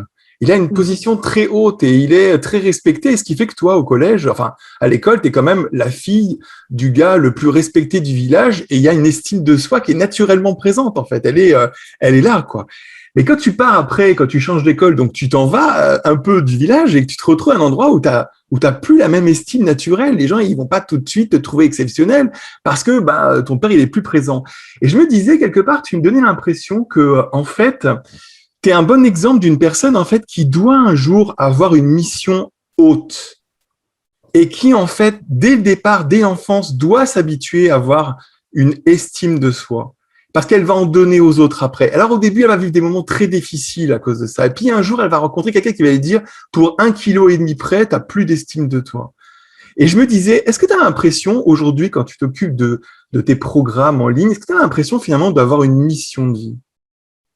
Absolument, absolument. Puis j'aimerais juste revenir, c'est que en fait, quand tu dis que j'étais reconnue par rapport à mon père, que oui, il était commissaire à la commission scolaire, il embauchait aussi des jeunes pour travailler sur la ferme, mais c'était pas de l'estime de moi, c'était quelque chose qui était basé sur mon père, c'était une fierté en fait. Donc, c'est important pour moi que je revienne par rapport à ça. Et tu peux juste me poser le dernier bout de ta question? Quelque part, je me dis que, tu vois, tu as quand même fait un chemin d'estime de soi. Tu as eu de la souffrance dans l'estime de soi. Tu as eu, au départ, effectivement, la fierté d'un père qui donnait une estime qui n'était pas la tienne. Et puis, à un moment donné, il y a eu 28 ans de difficile estime de soi. Et puis, regarde, finalement, ça t'a amené à travailler pour une mission qui est plus haute que ta vie à toi. C'est quelque chose comme une mission de vie. Est-ce que tu prends ton travail actuel comme une mission de vie? Absolument. Absolument. Et je suis beaucoup plus sereine par rapport à cette mission-là maintenant que dans les débuts, en fait, parce que dans les débuts, je trouvais que la mission était grande, la mission reposait aussi sur mes épaules à moi, alors que là, j'ai créé mon équipe, mais toutes les participantes qui suivent l'approche Mon Pauvre Bonheur deviennent des ambassadrices. Donc maintenant, on est une famille qui... j'aime pas dire qui tient à bout de bras parce que ça a l'air comme difficile, mais qui embrasse en fait on est une famille qui embrasse la mission. Puis c'est ce qui est beau dans l'approche Mon Pauvre Bonheur. Les participantes, à chaque cohorte, il y a une participante qui est dans cette cohorte-là. La cohorte d'après, sa fille est là. La cohorte d'après, sa sœur est là. Sa cousine est là. Et c'est pour ça qu'on appelle ça une famille, parce qu'il y a des liens, même si l'approche est dans 22 pays différents de la Franco, il y a des liens familiaux dans chacune des cohortes, parce que les gens veulent partager cette approche-là. Donc, je me sens à ce temps maintenant, là, en fait, cette mission-là fait partie de toutes les cellules de mon corps, puis je la sens tellement plus légère qu'avant. Tellement plus légère parce que je suis plus seule. Pour finir cette émission, tout à l'heure, tu me parlais de José Lavigueur. Tu me disais à quel point tu l'avais rencontré il n'y a pas longtemps pour ce grand moment un peu festif et enfin en réel avec des vrais gens et une vraie conférence là, pour l'événement de la Tulipe, notre Martin la Tulipe nationale, enfin du moins de chez vous. Eh ben, en fait, je me posais une question. José Lavigueur, c'est quand même une personne qui dit aujourd'hui bouger, c'est s'assurer de vieillir en santé. Vieillir en santé, j'ai envie de te poser la question. Elle a posé la question à Nathalie Tremblay. Qu'est-ce qu'elle pense de prendre de l'âge? Qu'est-ce qu'elle pense de prendre de l'âge et du poids? Comment ça agit en toi? Comment tu vois les choses aujourd'hui? Est-ce que le programme du poids bonheur, c'est fait pour les gens qui prennent de l'âge? Comment ça se passe? Bien, c'est fait, entre autres, pour prouver aux femmes qui sont en préménopause, ménopause, que c'est faisable de maigrir, de mincir si elles le désirent. Il y avait quelqu'un, suite à ma conférence en fin de semaine, qui a écrit s'aimer pour maigrir. J'ai parlé de ça, de la prémisse du programme, s'aimer pour maigrir et non maigrir pour s'aimer. Puis il y a une dame qui a dit, qui m'a écrit, pourquoi faudrait-il maigrir? Si on est bien comme on est, pourquoi faudrait-il maigrir? C'est un très bon point. Si on ne répare pas quelque chose qui n'est pas brisé, si toi, tu ne te sens pas brisé, tu te sens vraiment confortable, puis ça n'impacte pas ta santé, c'est OK. Il n'y a plus de standard là, de 36, 24, 36, de charte de poids idéal. Le poids bonheur, je l'ai dit tantôt, si tu es en paix avec la nourriture, que tu manges juste quand tu as faim, quand tu n'as pas faim, que bon, tout ça.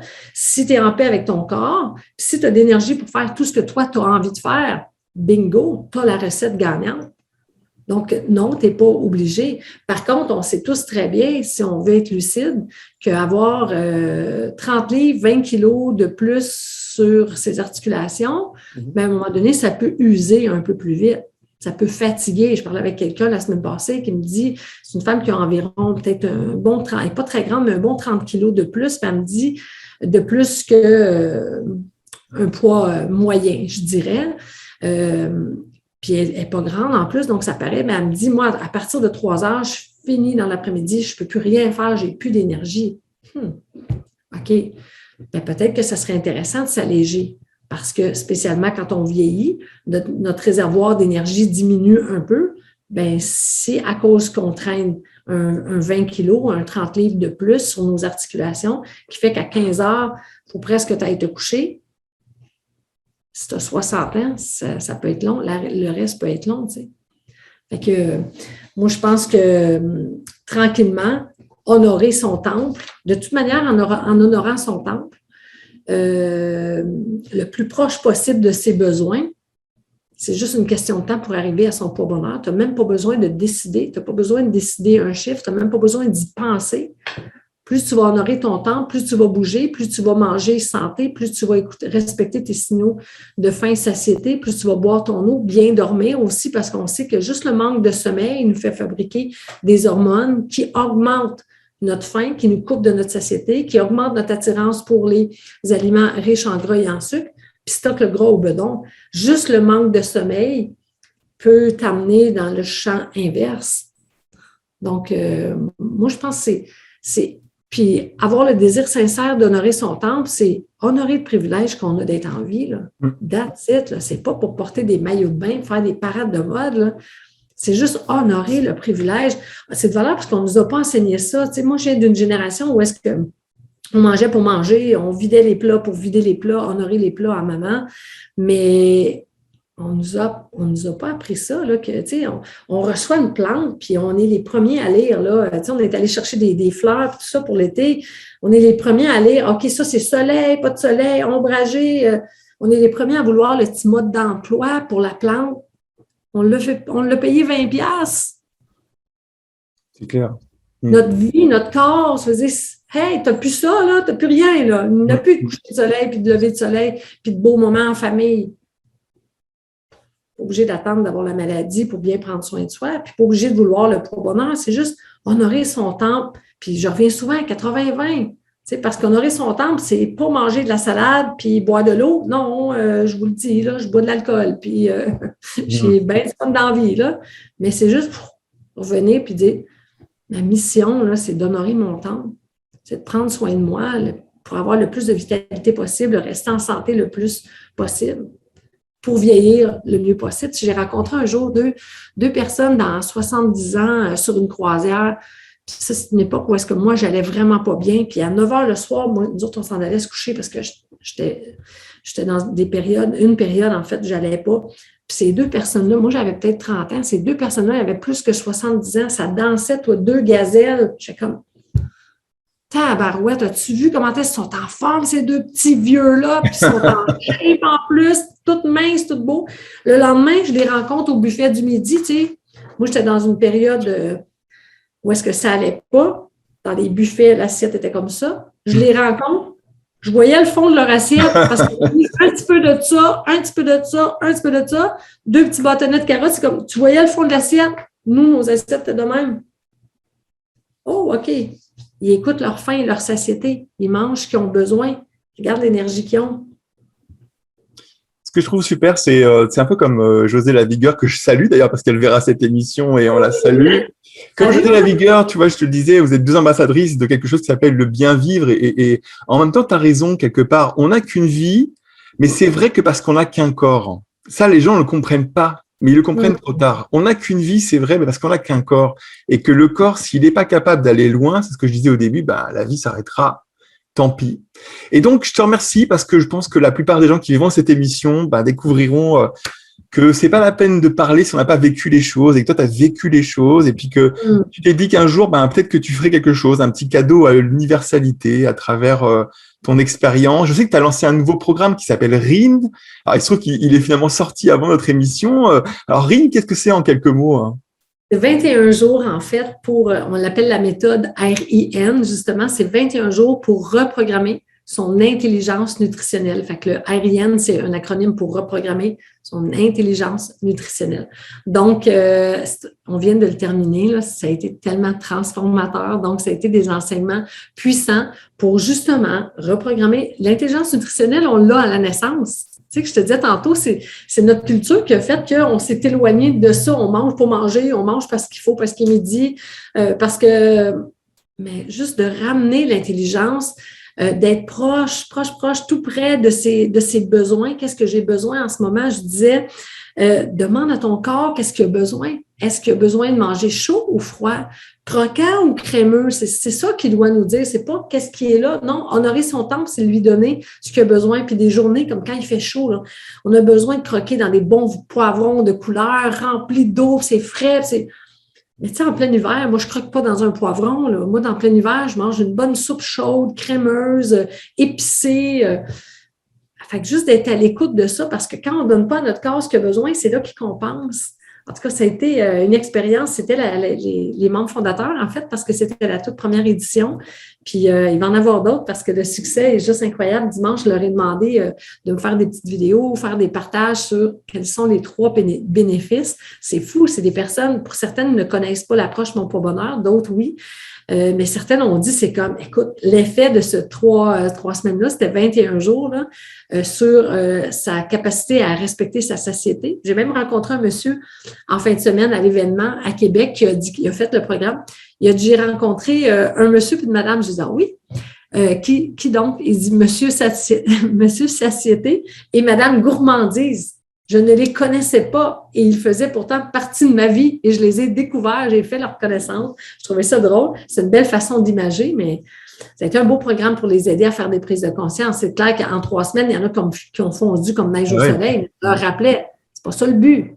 Le but, c'est de faire des prises de conscience. Après le poids bonheur, c'est juste une question de date, là. C'est une question de temps. L'important, c'est de faire des prises de conscience. Je demandais une chose.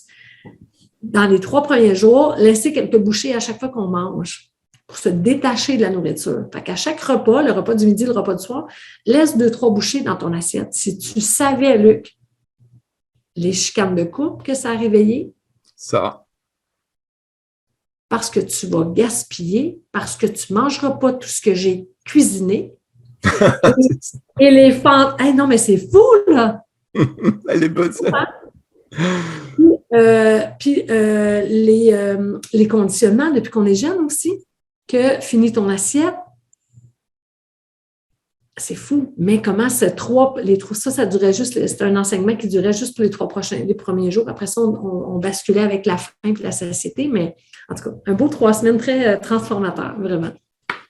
Bon, je te remercie. On a passé un super moment. Nathalie, je te remercie. Merci à tous les youtubeurs qui ont suivi l'émission jusqu'à la fin. Vous pourrez retrouver tous les liens en dessous, les liens vers le site de Nathalie, les liens vers les différents programmes qu'elle propose et puis les réseaux sociaux.